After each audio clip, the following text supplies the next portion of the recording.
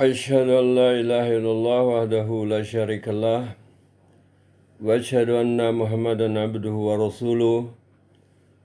Amma ba'du, fa'udzu billahi minasyaitonir rajim. Bismillahirrahmanirrahim. Assalamualaikum warahmatullahi wabarakatuh. Dalam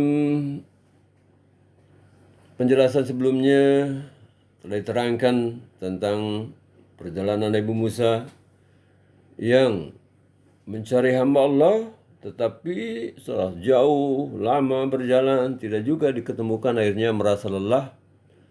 Lalu dia berkata kepada teman mudanya, yakni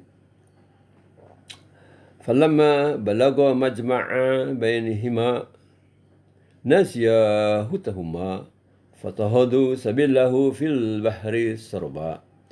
Maka ketika mereka berdua sampai ke tempat di mana kedua lautan itu bertemu, mereka lupa ikan mereka dan ikan itu cepat-cepat mengambil jalan. Jadi maksudnya ketika Nabi Muhammad, Nabi yang seperti Musa itu telah diutus, itu yang dikatakan tepat bertemunya dua lautan ketika silsilah syariat Musa dilanjutkan dengan syariat Islam yang merupakan lautan yang jauh lebih luas, jauh lebih sempurna.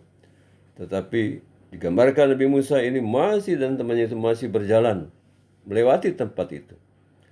Dan mereka lupa terhadap ikan mereka. Arti mereka lupa terhadap ikan mereka itu artinya ketakwaan sudah tidak ada pada kaum tersebut. Ketakwaan kepada Allah Ta'ala itu.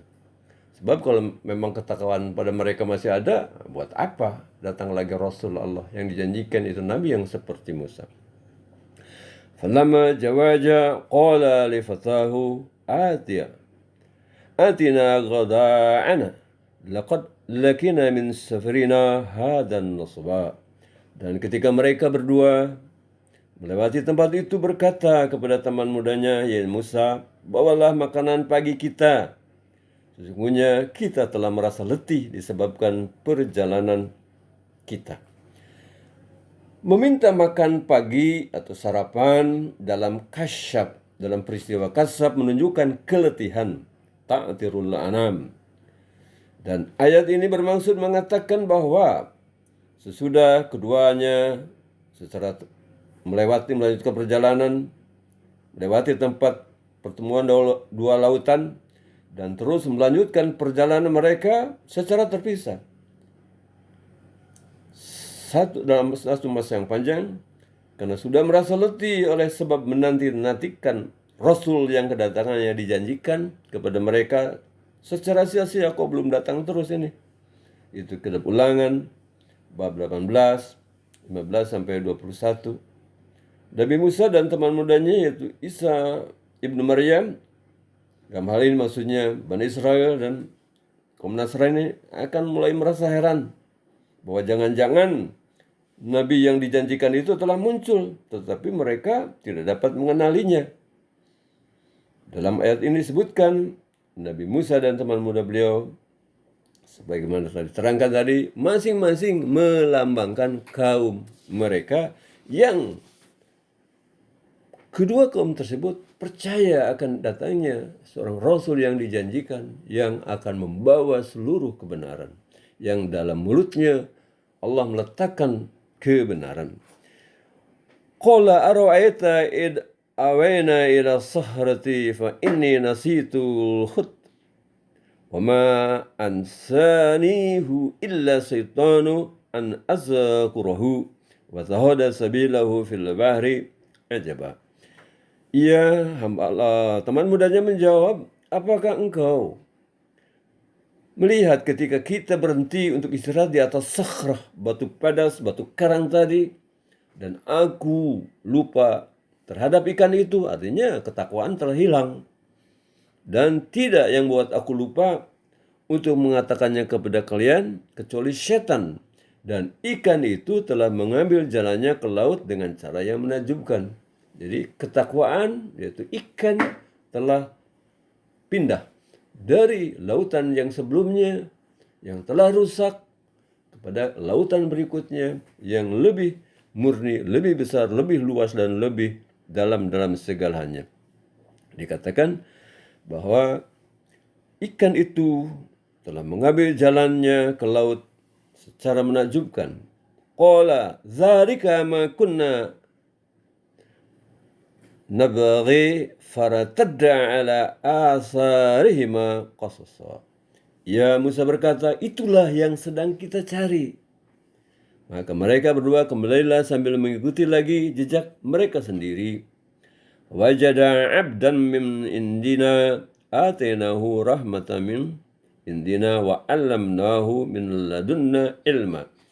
Maka mereka bertemu dengan seorang hamba dari antara hamba-hamba kami, maksudnya hamba kami di sini dari antara para rasul, yang telah kami menganugerahi rahmat dari kami, dan kami telah mengajarkan kepadanya ilmu dari hadirat kami.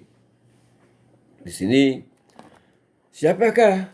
Pertanyaannya, siapakah hamba Allah atau abda yang telah dikaruniai rahmat Tuhan, yang telah diajari pula ilmu oleh Allah Ta'ala, yang untuk mencarinya Nabi Musa alaihissalam dalam mentaati perintah Allah SWT telah menempuh perjalanan yang begitu panjang dan sukar. Saya katakan ini bukan secara jasmani, perjalanan secara rohani, dan yang merupakan pusat dan pemegang peranan utama dalam seluruh kisah itu, sebagaimana telah berulang kali dijelaskan bahwa orang itu adalah Nabi yang seperti Musa, atau roh kebenaran yang akan mengatakan seluruh kebenaran. Orang itu adalah Nabi Muhammad Rasulullah SAW yang ruhnya telah mendapat perwujudan dalam kasyaf Nabi Musa. Ya, alasan-alasan untuk itu atau dalil-dalil atau argumentasi tentang itu adalah sebagai berikut. Satu, bahwa beliau Nabi Muhammad telah dikatakan sebagai abd atau hamba, Abdullah dalam berbagai surah Al-Quran. Sesungguhnya beliau adalah Abdullah atau hamba Allah yang paling utama.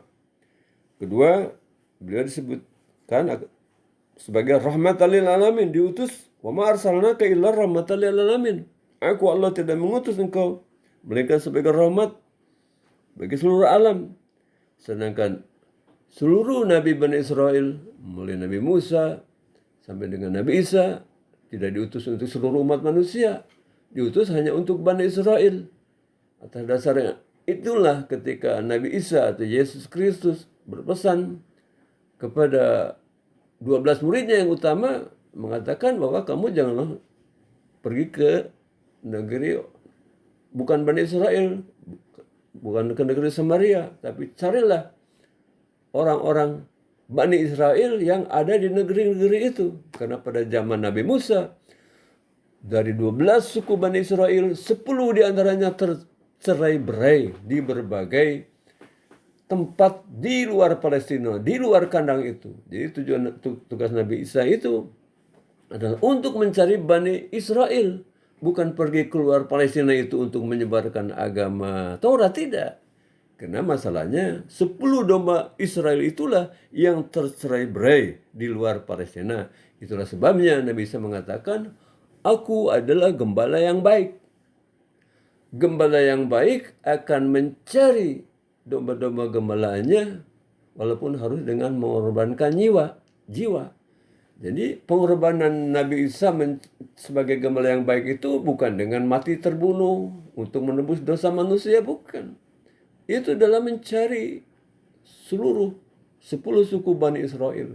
Itu setelah beliau selamat dari penyaliban, lalu beliau berjalanlah mencari 10 domba suku Israel yang tercerai-berai di luar Palestina akibat penyerbuan Raja Nebukadnezar. Sebagai janji Allah Ta'ala mengazab Bani Israel karena pada azab hukuman yang pertama karena mereka durhaka kepada Allah Ta'ala dan kepada Rasulnya, terutama atas upaya mereka hendak membunuh Nabi Daud alaihissalam secara diam-diam. Padahal Nabi Daud inilah seorang Nabi Bani Israel yang juga raja, yang membuat Bani Israel memiliki kerajaan yang sangat luas dan sangat besar.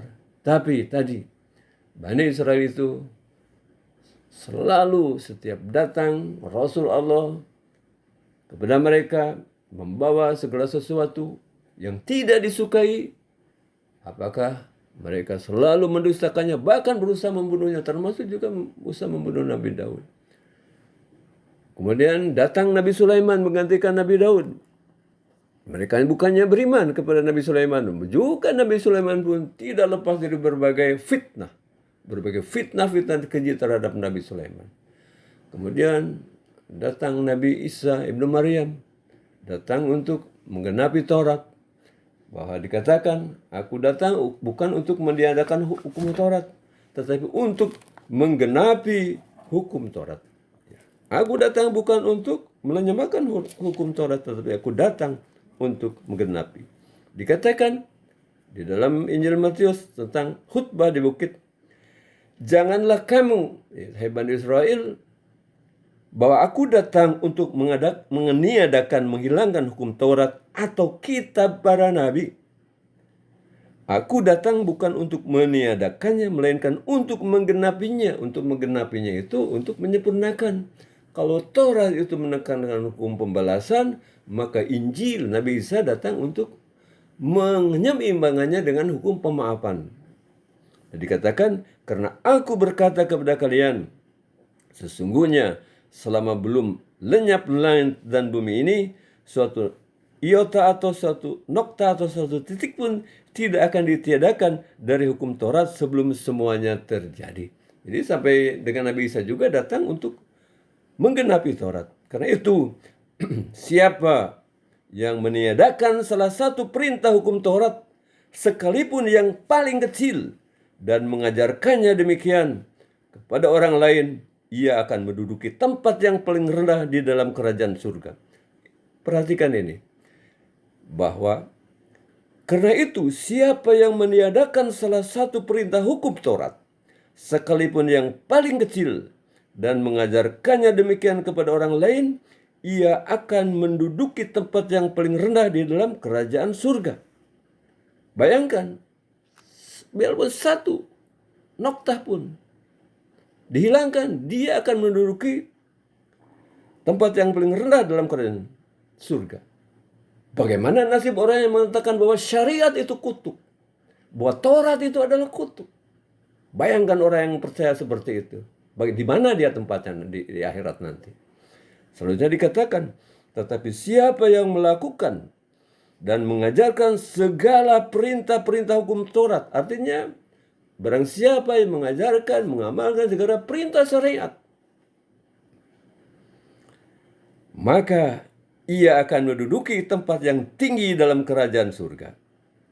Maka aku berkata kepada kalian, jika hidup keagamaanmu tidak lebih benar daripada kehidupan keagamaan ahli-ahli Taurat dan orang-orang Farisi, sesungguhnya kamu tidak akan masuk ke dalam kerajaan surga. Jadi tidak benar Nabi Isa itu datang hanya untuk terbunuh secara terkutuk di tiang salib. Karena syariat Taurat itu kutuk. Tidak. Beliau mengatakan bahwa aku datang bukan untuk merubah Taurat, tapi untuk menyempurnakan. Karena barang siapa yang menghilangkan satu titik dari hukum Taurat, dia akan menduduki tempat yang paling rendah di dalam kerajaan surga. Tapi barang siapa yang mengamalkannya, dia akan menempati tempat yang tinggi di dalam kerajaan surga. Maka aku berkata kepadamu, jika hidup keagamaanmu tidak lebih benar daripada kehidupan keagamaan ahli-ahli Taurat dan orang-orang Farisi, maka sesungguhnya kamu tidak dapat masuk ke dalam kerajaan surga. Jadi jelaslah bahwa Nabi Isa mengajarkan muridnya untuk tetap mengamalkan ajaran Taurat dan juga mengamalkan ajaran Injil. Jadi inilah arti mengapa dikatakan di situ bahwa Nabi Musa dan Nabi Isa mengadakan perjalanan ruhani Isra. Kenapa? Untuk mencari lautan yang lebih luas lagi, yang lebih sempurna daripada hukum Taurat dan hukum Injil. Nah, itulah sebabnya dikatakan bahwa ia menjawab, apakah engkau melihat bahwa ketika kita berhenti di suatu tempat di batu padas tadi, dan aku lupa akan ikan itu, dan tiada yang membuat aku lupa untuk mengatakannya kepadamu kecuali setan, dan ikan itu telah mengambil jalannya ke laut dengan cara yang menakjubkan. Ia Musa berkata, qala dzalika ma kunna nabghi. Maka itulah yang sedang kita cari, yaitu pertemuan dua lautan. Maka mereka berdua kembalilah sambil mengikuti lagi jejak mereka. Dikatakan fawajada abdan min abdina. Dikatakan maka mereka bertemu dengan seorang hamba dari hamba-hamba kami yang telah kami anugerahi rahmat dari kami dan telah kami ajarkan kepadanya ilmu dari hadrat kami. Dikatakan qala lahu Musa hal atabi'uka ala an tu'allimani mimma ulimta rusyda. Musa berkata kepadanya, bolehkah aku ikut serta engkau dengan syarat bahwa engkau akan mengajarkan kepadaku petunjuk dari apa yang sudah diajarkan kepada kamu? Qala innaka lan tastati'a ma'iya sabra. Dia menjawab, sungguhnya engkau sekali-kali tidak akan bersabar bersamaku. Wa kaifa tasbiru ala ma lam tuhid bihi khubra. Dan bagaimana engkau akan dapat bersabar tentang sesuatu yang engkau tidak dapat menguasai ilmunya. Insya Allah masalah ini kita bahas berikutnya. Assalamualaikum warahmatullahi wabarakatuh.